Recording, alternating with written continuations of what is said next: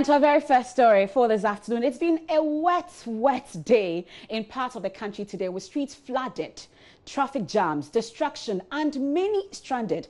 At least Greater Accra and the central region have been affected.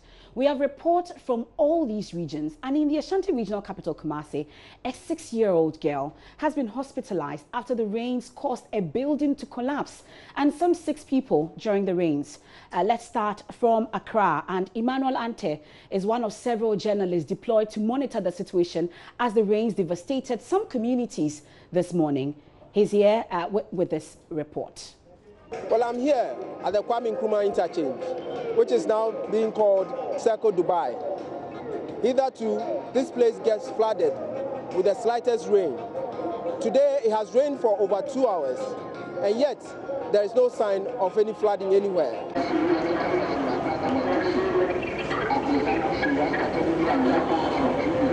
This gutter you see here used to be full whenever it rains, but today, this is how it looks like. Business is brisk as usual.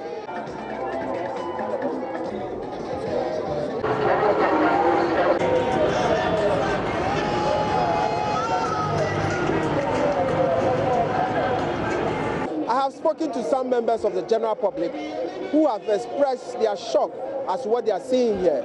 Some also urge government to replicate whatever they have done here in other places to avert any sign of flooding. When it rains, you will see people will not come to Circle because they fear they will be overflooded and those things. But today I see that everything is normal.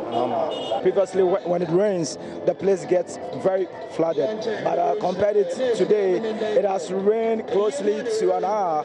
But we've not observed anything of a flood of any kind or any sort. I believe that this project is quite a laudable one. And if the government can replicate it in areas where we have flood of such cases, I believe that the thing of June 3rd can be an experience of the past that cannot repeat itself again. Some years back, when the rain falls, we used to experience such a heavy, disasters, all over Circle. Sometimes you don't even have a space to pass, and then you see a lot of flood. There's no place. The door become flooded, and it's a lot. But it seems this project also has eased everything, and then the way things are going on. It seems like if the whole country will experience such a project and then development will be as such, it will help us in the future. Because today you can experience that the rain started earlier on, but nothing bad has happened to anybody. And you can also see even the market women, they are selling as usual. And the cars and everything is normal. And it tells you how Ghana is going now. At least somebody comes and somebody continue. Because of the old president, John before if you rain, before, yeah, they do. If you want to go, no go big get chance to go. But you see, any day, your mama be here overhead and we Got an arm here, no monsieur, but one year and the so far. What about Kudua? And so far, it's me Pierre Bassoro. Now, since you not take a clear pen as I can perform, it's all Namoa. Ultimately, 8 million. I want to say first now. First, Oko Carnation Station. That's a sort of aquafaka. Unya quine at a chankwa, but all year was I station into no. I'm a Bibia a fan. One Namoa. Oh, and how? You saw to say, about a man for the Nobad and I sing in soon can be a Costam and Sunabetia, will be a Becobia or point. Well, all that he's saying is that previously, when it rained, you will not have any place to even stand.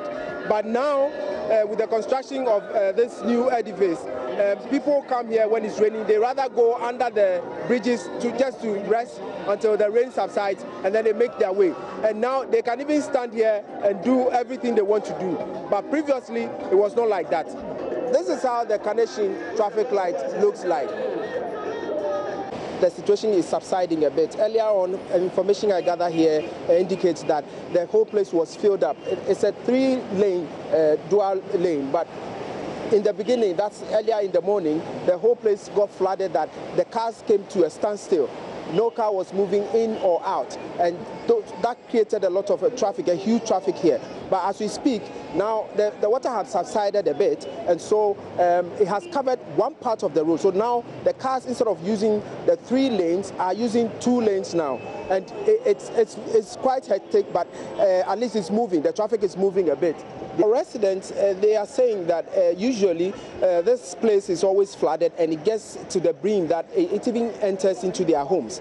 But at least today it did not enter into their homes, but it just covered the streets. And so nobody was able to cross the road to the other side of the area. But today's own is not as heavy as it used to be. It created traffic, yes, but it has not caused any major damage here. The only thing is that drivers are also worried because it's especially the commercial drivers who I was trying to get information from told me that it's rather creating a lot of, if I should put it, discomfort for them because now they are unable to go to their destinations, and even some workers who have declined to speak on camera because they said they are camera shy are also saying that they are late, and now they have started getting complaints from their bosses why they are not there and all that. Emmanuel Ante reporting for JoyNews. So that was the situation in parts of the capital earlier today. But let's stay a while longer in the capital because Maxwell Agbagba was at the airport residential area here in Accra, where a section of the road was also cut off. We currently here at the airport's west residential area. We are told that Lotto kiosk over there was moved from its original position by the rainwaters into the middle of the street, causing some sort of traffic here at this place at the airport west residential area. This morning the rain was so falling serious, so here all has full up with rain. So we want the people should come to do the place, the gutter for us. Thank you. So what is the challenge really here? Is that this drainage system that overflowed it banked? Yes. Let's get closer and see the kind of gridlock that this, rain has caused here in the middle of the stretch. Now we have, traffic flowing a bit, so you have traffic actually flowing. But we are told that in the morning that was not the case. There was a gridlock here. A lot of vehicles couldn't move. For a lot of drivers, they had to force their way through the rain to their various destinations. Yeah, the rain started around by 4:30 p.m. Yeah. Because I stay around airport Nyao clinic area, so I want to meet my sister in the Fiesta Royal Junction. Okay. So the time I was coming, this is my car, so there's no way you can pass and go to Fiesta Royal. So there's a Lotto kiosk and the dancing came, the rain passed all through on the road. So I park my car and search for the people and come and do this and remove the kiosk and the distance for the road before you can enter. So when you can't enter, the rain following the pipe is not distance. So how often do you experience this in this community? Oh, this community always, if the rainy season is not good for us at all. Flooded after the rain? Yes, always, always. So now we need the government to come and do something for us, because always you have some. This place is good because when you go to the railway side, it's not good. The people house and this, you can't all our things in the road. This. Wow. The bumper-to-bumper traffic situation here on this particular stretch. Well, this stretch actually joins the main road at the Punglu junction. A lot of the drivers here have been staying in traffic for the past 1 hour. The cars are not moving at all. It looks like they are rather packed. What's your name? My name is Kwame Isaac. Okay. Tell me, how long have you been in traffic? Oh, it's almost 1 hour, 30 minutes. Yeah. Wow. From what point to what point? West, east, west. Yeah, this time they're gone. Wow. Yeah. So where are you heading to right now? Now, place. What are you saying? Come again. Place. Okay. Where are you heading to right now? Oh, now yeah, its traffic is too much. Okay. So if I do something for us.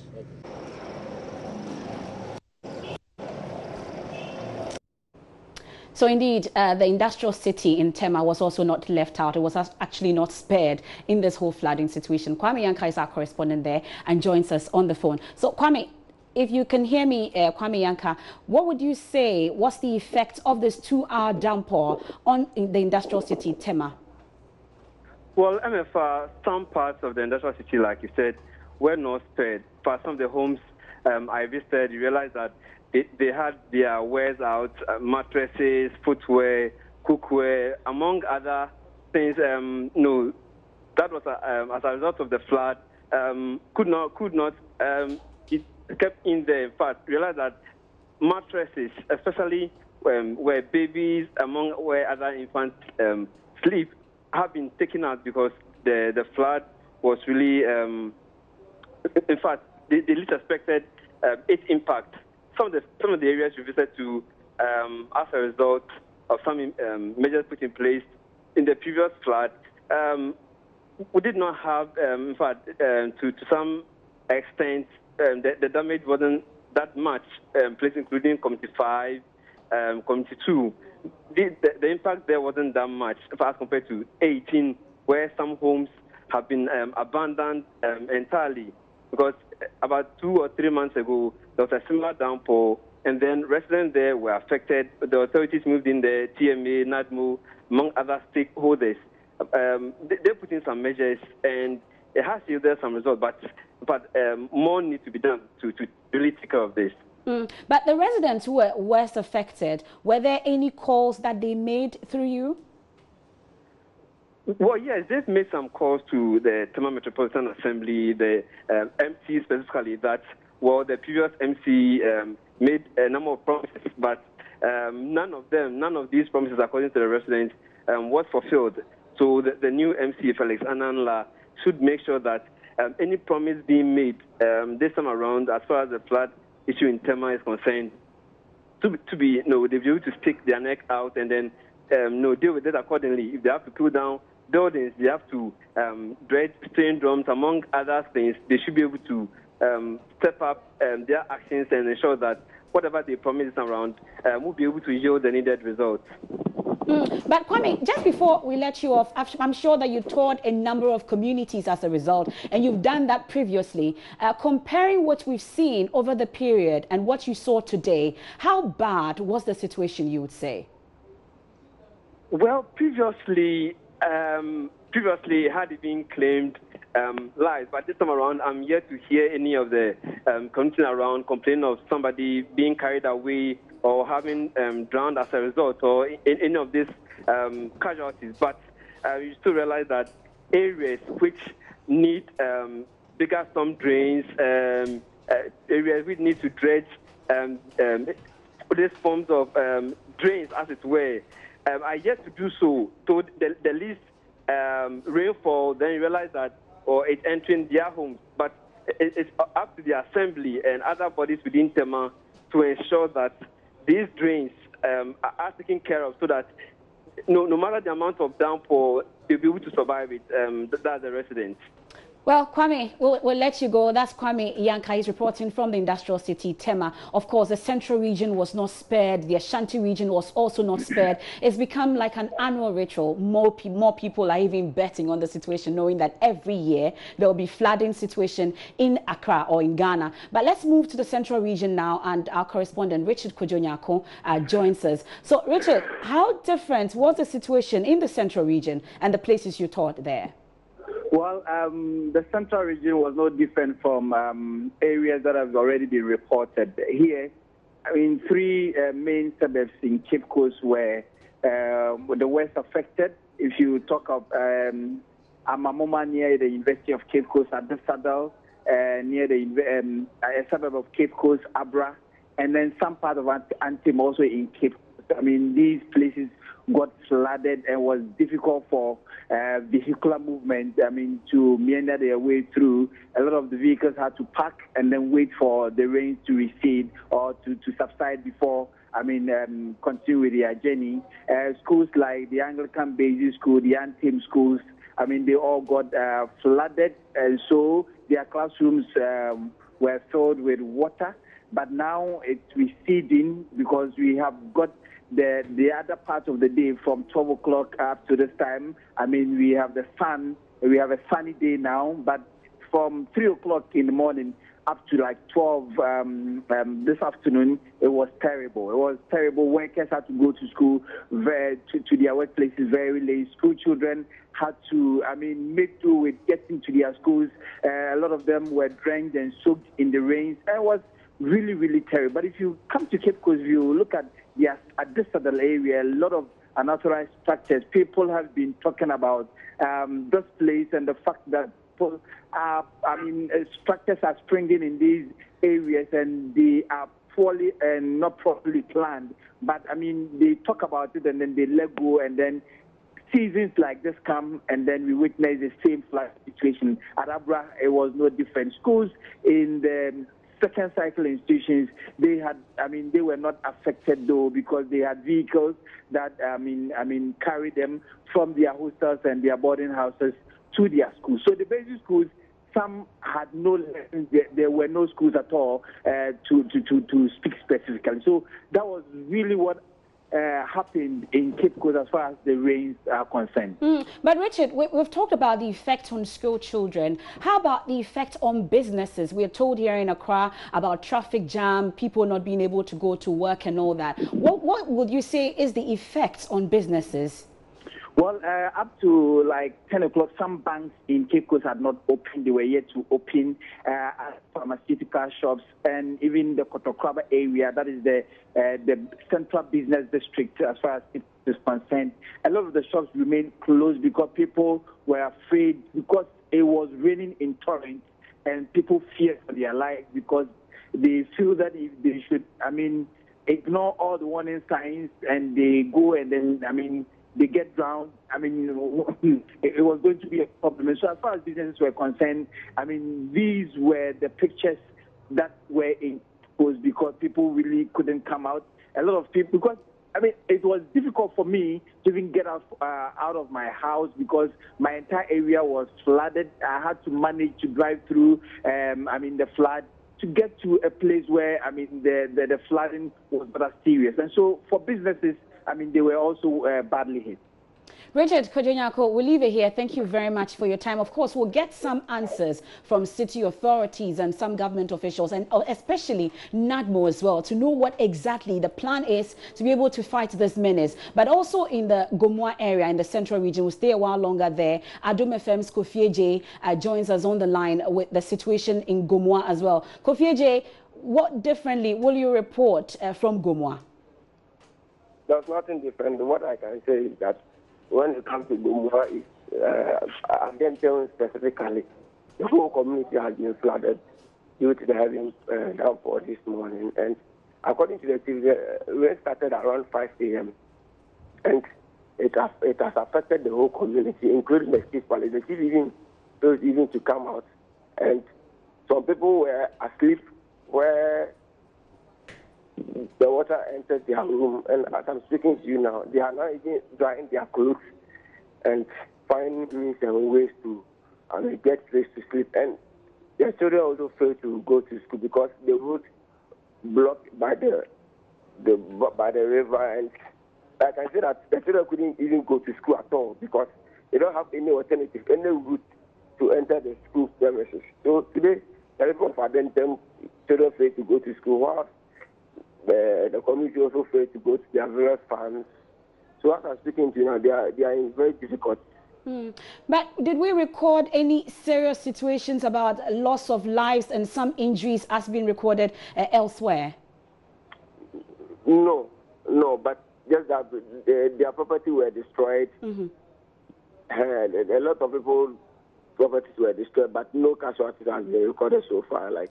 But as the weather is clearing, what's the situation now? Would you say the flood waters have receded? The water is now reducing, and as I'm speaking to you now, a lot of them are now drying their clothes. A lot of them are now coming out and drying their clothes, which were wet, and that stuff. Kofieje, we are grateful for your time. That's Kofieje reporting from Gumwa in another part of the central region. Like I said, we'll shortly be joined by officials of NADMO and humanitarian ambassador on the situation. But meanwhile, government is yet to announce a comprehensive plan to deal permanently with the perennial flooding in Accra. The mayor of Accra, Mohammed Ni Ajaysoa, says the new comprehensive plan, which will focus on redesigning Accra's drainage system, will be announced in the coming days. We all look forward to it. He made this known after a tour of some flooded communities following this morning's heavy downpour. He was actually with the Deputy Interior Minister as well as the Greater Accra Regional Ministers. So we went round to the city together with all the major stakeholders, the Ministry of Interior, we have the Deputy Minister and the regional ministers here to assess the situation and also to provide an emergency situation to tackle problems if there is. That's why we have the NADMO and the fire service and all of them following us. But I want to convey the assurances of the President to the general public that the President has indicated its intention to resolve this perennial flooding problem permanently. And we are working closely with the Ministry of Works and Housing that in the next couple of days we'll announce to the general public the steps government has taken so far and what the plans that we intend to roll out so that we'll resolve this problem permanently before the end of the term of the President. That one we can assure the people of Accra about it. But generally, what has been your assessment from Alaju to Circle and then to this spot? Well, I mean, it's the same old situation that we are confronted with. People have built on low-lying areas, built on water courses, and together with the fact that people still dispose of solid waste into the open drains, all these factors contribute to the flooding. And that's why we are looking at the matter holistically. It's important we look at it that way. The knee-jerk approach has never been quite helpful to the people, and we want to confront the matter head-on. And that's the assurances the President wants to convey to the people of Accra. Honorable, one would say flooding is not new to Accra. It's like every time it rains, we see this. And I remember coming to the same spot with you early this year. What has been done over this period till now? I mean, this particular spot, and I can tell you that we're quite excited that the companies around this particular enclave are quite interested in resolving this problem. So last month, the AMA together with MTN initiated a meeting with all the companies here, and they are willing to contribute to reconstruct this particular drain. In fact, as I speak to you, they've hired a consultant who is preparing the design for this particular drain. But we are talking about the whole of Accra, and that one is beyond the companies just here. That one, I can assure you that we are working closely with the Ministry of Works and Housing. And in the next couple of days, we'll announce to the general public the steps that we have taken so far. Does it mean as at now we do not have any plans yet as to what exactly the direction is going to be if the next rain should come? I have indicated to you that we want to focus on tackling the problem permanently, because what happens over the period is that once it rains, it gets flooded, we invite NADMO and all the major stakeholders. We go around, and then if there are emergency situations, we resolve it, and then comes back again. The President wants to tackle the problem permanently, and we are looking at the ASDA project. That's the Accra-wide drainage network problem, which drawings had been completed already. And I just want to assure you that in the next couple of days, together with the ministry, we're going to announce to the general public when exactly we are starting that project. That will solve the problem of the whole of Accra. It's been almost 10 months since this government in office. Does it mean that over this period, the measures that we have put in place hasn't really worked? Well, we've put in place emergency measures. What are some of those measures that have been put in place over the period that you are seeing that is not working now? Well, the emergency measures include some, pulling down some of the structures also on waterways, and as well as tackling the issues about waste so that people will not dispose of waste into the main drains. These are issues that are ongoing. However, it may not be the permanent solution. The permanent solution is that, one, the whole of Accra drainage network is terrible, it's bad, and we need to make sure that we invest a lot in it to resolve that problem. Honorable, we've heard about this before, that the drainage system in Accra is terrible. We want to know what exactly is being done to address the situation. Well, you've heard it before from maybe the previous government. We have come in just a couple of months ago, and I'm telling you that it requires heavy investment into the whole Accra drainage network. It's not small money, it's big money, and government is working towards making sure that we have that money to be able to meet. So as we speak now, you said there is a plan. You are yet to announce that plan to the nation. Exactly. What exactly is the estimate? You said it's a huge investment. What exactly are we looking at? When we meet, hopefully in a couple of days, we'll announce to you the details. So exactly what is this plan supposed to cover? Is it building the drainage system? What exactly is the focus for this plan? Well, one is about the drainage system, which is key. I mean, as I indicated, our drainage network is bad, and that's the cause of all these problems. And also, people have also built on waterways. I've indicated to you that when it rains for an hour from upstream to downstream, we're supposed to have a basin which is a reservoir to hold the water and release it gradually. All these water courses has been built on. So you can see that anytime it rains, water moves very fast. And in less than an hour after the rain had finished, the water recedes. As we move around with you all, you cannot find the water. But meanwhile, it rained heavily and Accra got flooded. But in less than an hour, the water had receded, simply because the water courses and the main basins also that also holds the water has been built on. So water will find its natural course and flows naturally. And that's what caused all this problem. We need to tackle this problem head on and permanently. That is the focus of government. The President of the Republic of Ghana is very much interested in it, and he has expressed interest and his support to this particular project. You have the political will, and we have to resolve it. I mean, the people of Accra are law-abiding, and their hope and wish is that the whole of Accra will be flood-free. So that will involve community engagement. We'll certainly engage everybody. This particular tour involves a lot of many. Mr. Mayor, I can say that we all look forward to that comprehensive plan in dealing with this perennial flooding situation once and for all. But right now, let's go to Kumasi, where a building collapsed on 6 people during the rain. A 6-year-old girl, we are told, has been hospitalized after sustaining injuries as a result of that incident. We've been joined on the phone by our 2 correspondents in the region, Ohiming Terry and, of course, Erastus Asaridonko. Welcome, gentlemen, if you can hear me. Thank you. So we'll begin with you, Ohimin.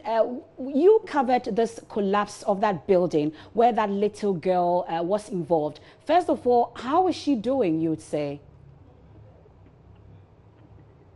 Yes, my dear, she's doing well now after a private facility closer to the community was treated her and discharged her. But initially, she was rushed to the hospital unconscious. But now, the little girl, Nana Jensi, age 6, has been discharged. But the unfortunate situation is that family has had to put up with other family members because the building in which they were lodging in caved in after a neighbor's wall collapsed onto the earth. So that has been the situation for now. It's so pathetic because when I spoke to the father, Mr. Emmanuel Jensi, he told me he believed the family were actually saved miraculously because they thought that when a wall of that magnitude fell on the family, there's no way they could have survived.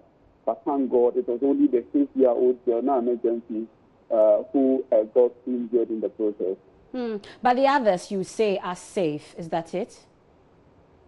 Come again? I'm asking about the others who were also there when the building collapsed. They are safe? Yes, the father, the man and his wife and 4 children, including the victim, they are all safe.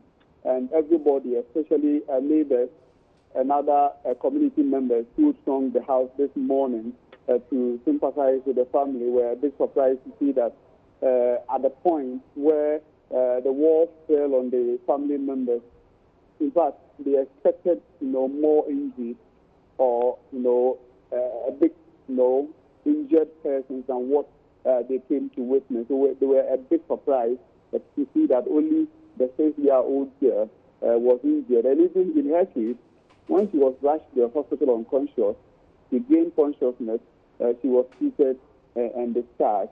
And after the Ninam incident, we also proceeded to the main Ahujo road, where the main road had been taken over by flood waters, making it impossible for motorists to also fly the route. This means a lot of passengers, especially traders who were preparing to go to a room and other commercial areas, were prevented from doing so. And they were stranded at the bank, either at the Daban end or at the Ahujo end. So it was a big difficult. Even a school bus, I'm told in the morning before I go to the scene, I have been trapped in the rainwater. It took some good Samaritans to rescue the 2 children who were in the bus. But as we speak now, the vehicle is still in the rainwater. Though the rainwater has gone down a bit, it has receded somehow, but it is so impossible, especially for other motorists, to also use the road. Let's get to Erastus also, who taught some areas in Kumasi as well. Erastus, which areas did you visit and what was the situation there, you'd say? And before I get to that, let me also say that 1 person has died as a result of the flood. And this is a man in his late 30s. He's known as Nanasari. And he died while swimming in the flood waters at Buakwa Menchia. And so his body was later found in between 2 concrete slabs where they used to wash vehicles. So that's the latest now. The Buakwa police mortuary, and they will do an autopsy to find out the cause of death. But residents say he was swimming in the flood waters, which is up to a neck deep. And they told him to stop, he wouldn't. And at a point in time, he drifted towards low-lying areas. And they are assuming that he kicked his head against one of the concrete slabs and died. So that's the update. But we've been to airport roundabout, where the flood situation there was very bad. We also went to Buakwa Sepase, where the Sepase Bestiansi Road was totally cut off because of a very narrow bridge they've constructed over one of the 2 rivers. And so you could find out that vehicles were not going, vehicles were not coming, and people were cut off totally from the rest of the region. And so from there we came to Buakwa Menchia areas where several buildings have been submerged. And people are saying that they've not experienced this before. This is the first time that they're experiencing the water levels so high in this area. The rain started around 2:30 a.m. according to residents in these areas. And so it has been raining for about 5 hours, and this is the result they are experiencing. Have we heard from city authorities there yet, and what are they saying? But I have heard through the media that the mayor of Kumasi, the NADMO, the regional NADMO person, and the regional police commander are going around. But I have not, in my rounds, seen any of them. But I have heard they are going around assessing the situation. But Ohiming, I don't know if you have also heard about the city authorities touring, but the areas that you have been to, have you heard residents say that they've heard from any of the city authorities and some assurances have been given? Not at all, not at all. Before I even left the Durban sessions, of that stretch, especially when passengers were stranded. They were even asking for the attention of the city authorities because they think that that area for some time now has been experiencing this flood. Anytime it rains, they do have it, but this time the magnitude has been so high. So they expect city authorities to do something, especially buildings that they think have been built in the waterways to pave way for the rainwater free movement and all that. So for now, they haven't heard from city authorities. Maybe they are somewhere. Indeed, they are somewhere. But Erastus, let's wrap up with you. You've been talking about it raining for 5 hours. Does it look like the weather is clearing up in Kumasi, or are we expecting more rains? Well, in some parts, it's still cloudy. But where I'm standing right now at Asukwa, the skies have cleared. There's a bit of sunshine, and so people here are getting some relief. But when you go to Abuakwa, the clouds hanging over that part of town is still gloomy, and so people are still expecting that in the night we might have some more showers.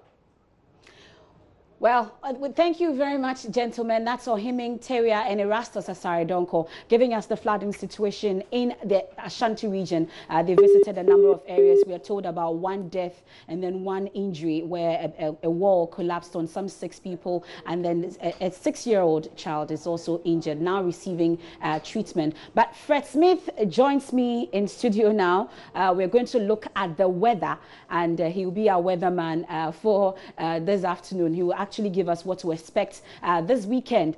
Fred, welcome. Yeah, thank you, MFR. Our weatherman for today. What should we be expecting? Well, since you spoke to Erastus and Ohiming in Kumasi, we'd like to look at how the weather will look like over the next 5 days there. We're seeing rainfall. Let's look at Friday. Today, rains for the morning.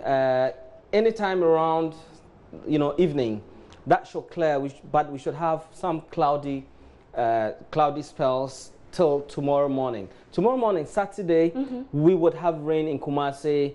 There will be rain again on Sunday. On Monday, there will be rain, and Tuesday as well. So it's non-stop between now and Tuesday for Kumasi. Weekend. Yeah, wet weekend. There will be more rainfall going forward. That will be for Kumasi, and for Accra, we can look at how the weather will behave like in Accra. Yes, in Accra, you've seen today's rainfall, and later in the day there's a mix of sunshine and, well, mix of cloud and sunshine. So you're seeing the, I'm sure by now it's clearing. If you are outside, whatever you want to do, you can do. But it's also going to continue rain each day for the next 5 days. I mean, up to Tuesday, we should have rain in Accra each of the days. That's how the weather is going to treat us.